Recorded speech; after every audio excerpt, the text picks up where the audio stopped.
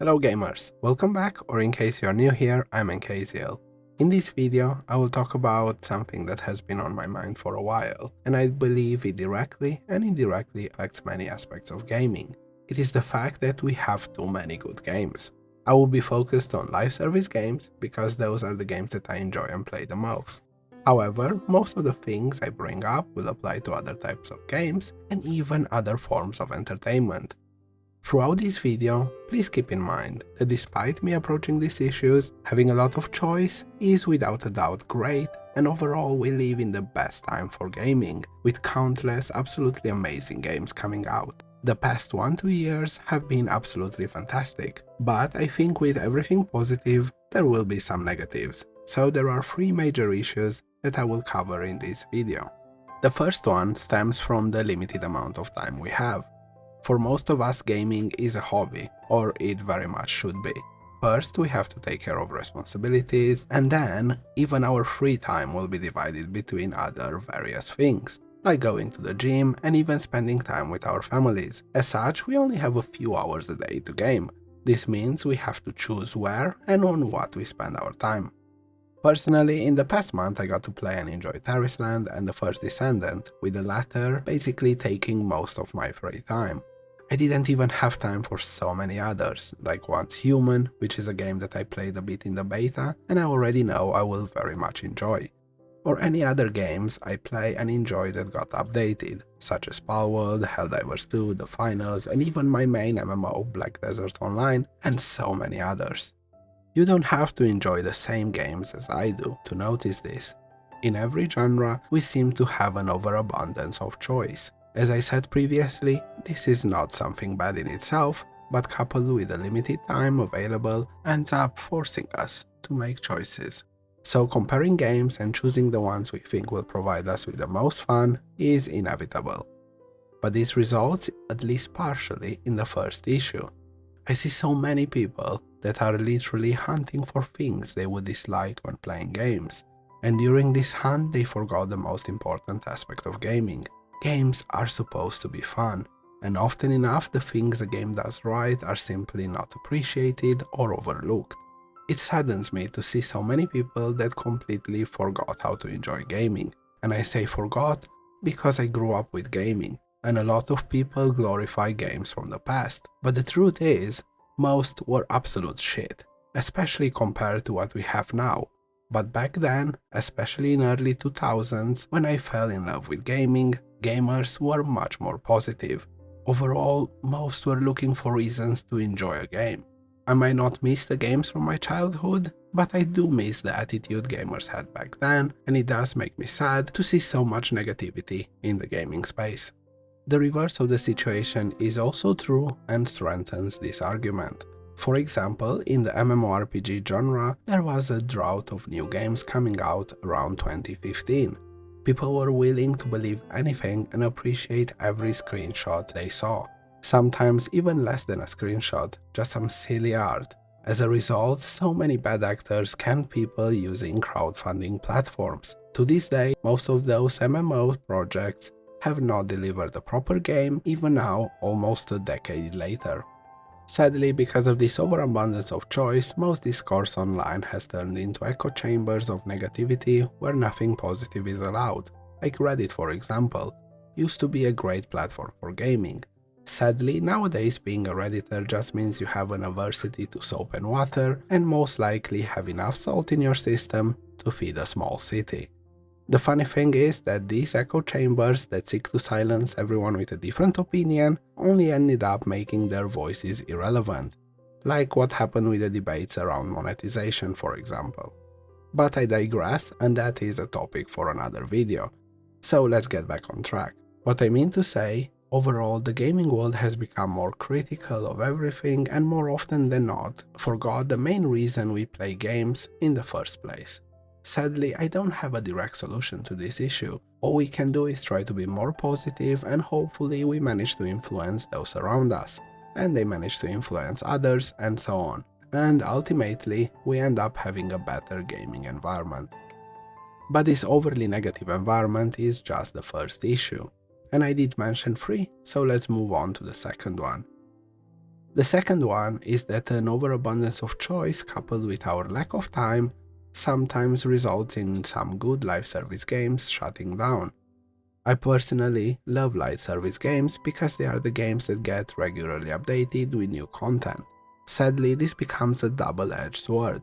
They require developers to constantly work on new content, they require support services, servers, and so on.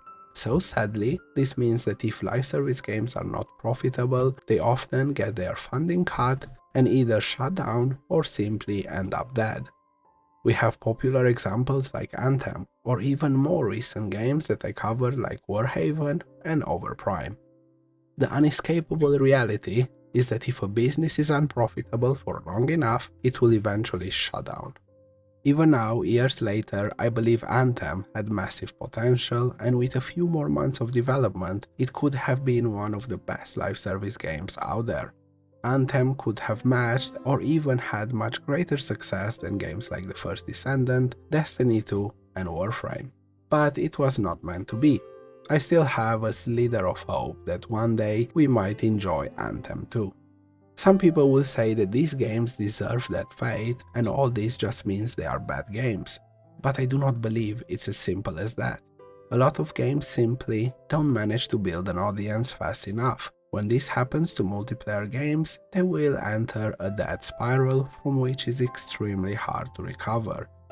Let's take a competitive shooter for example. No matter how good the game is, if the concurrent player numbers are too low, this ends up with either unfair matchmaking or extremely long queue times, which will result in both new players and old players having a bad experience and quitting as a result. So eventually the companies behind them have to cut their losses. I know I focused on live service games, but these can easily be applied to other types of entertainment. If something proves unprofitable, be it a game, movie, or whatever else, it will not receive funding for a sequel. So having an overabundance of choice will result with some good games shutting down, and this will always be the case. Personally, I find it very sad, because as a gamer, I want to see as many good games as possible succeed, even when it's games I don't like. However, it brings us to the next issue that I want to talk about. I can already imagine some people saying, "You keep talking about great games, but I haven't gotten a game I liked in however long." For some, this will be true. I don't agree with it. I think if in the past 2 years you didn't find a game you enjoy, you probably never will. However, I'm not entirely dismissive of it, and I think the whole gaming industry went through some rough times lately. So let's figure out why. Every day there are tens or even hundreds of games coming out. Without a doubt, most of these games are bad. But the market being overcrowded means that not only do these games need to be good and deliver a fun experience, but more importantly, they also need to have an audience, and this audience needs to be sizable enough. This need comes from various places. As I mentioned previously, if it's a live service game, it needs a critical mass of players to function properly, be it for smooth and fair matchmaking in a PvP game, or for the world to be populated and feel alive in an MMO type game. But more importantly, games are businesses. They cost money to make, so they need enough players to not only pay for the expenses of the game, but also generate a profit. We also have to take into consideration that games are some of the most complex things we as the human race create. They have an extremely high number of moving parts, they require various skill sets, from coders to artists to marketing teams and community managers. Without going into too much detail, they simply require a massive amount of resources, at least when we are talking about a high-quality product. Of course, there will be a few exceptions, but if we take a look at the top 100 games, by whatever reasonable metric, we will see the vast majority of those games took from a few millions to hundreds of millions to make. So, for games to recoup those costs, generate future profits, and have a sustainable amount of players, they try to appeal to as many people as possible. Inherently, it's not a bad thing. However, in reality, this more often than not has a negative outcome. I think a lot of studios take the wrong path in multiple ways. They dumb down these games in an attempt to please as many people as possible, and as a result they are limiting any creative liberties and creating bland and uninspired products. They also try to score brownie points with the audience with all the DEI crap, like we've seen with absolute garbage games like Suicide Squad and Concord. Big studios are very guilty of this. These things are not exclusive to gaming, they are happening everywhere. Just take a look at something as simple as the Cola and Pepsi cans. They have lost any personality and intricate designs they used to have. Now they are simply the red can and the blue can. I think these are some of the major reasons why so many people feel like games lately do not appeal to them, and I believe this is one of the elements that is plaguing the gaming industry. This is definitely a problem we are facing nowadays, but this is not a negative video. I am not just complaining about things, I just wanted to shine a light on some things that I've been thinking about. I do believe we are reaching a turning point in the industry. We're not there yet, it might take a while longer for most companies to understand this is wrong and it subtracts from the games and as a result the money they make, but the silver lining is that it is happening.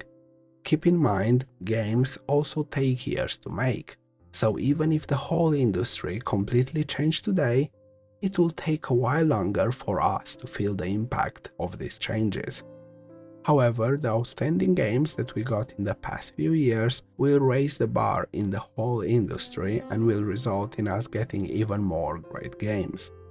There is another element to consider, especially regarding this third issue.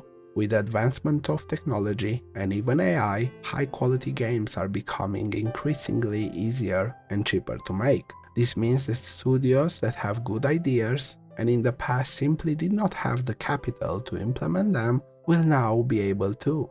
And hopefully this means we will have even more amazing games to enjoy. So while the third issue is something we are dealing with right now, the situation is actively becoming better. A lot of people that remained silent are starting to speak up, and more importantly, are being more careful on how they vote with their wallets. So hopefully this cancer that has been infecting gaming will slowly get cured. Feel free to let me know how you see things. I've always been curious on how others feel about things and what their perspective is. Anyway, that's it for this video. If you made it to the end, thanks for watching. Like, subscribe and all that jazz. Or don't. See you in the next one, gamers.